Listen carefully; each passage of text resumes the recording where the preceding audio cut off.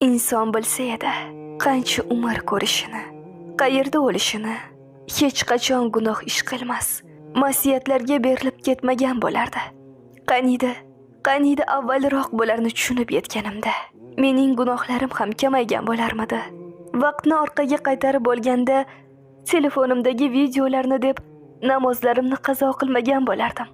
Ammo iloji yo'q. Senga qayta olmadim o'sha paytlar, Robbim. Xuddi uzoq umr kechirib, o'limim keksayganimda keladigandek yashadim.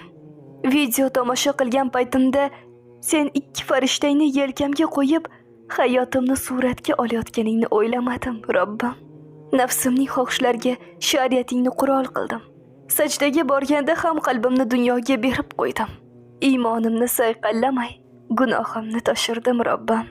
Sen Qur'on o'qish uchun bergan ko'zlarni 24 soat internetdagi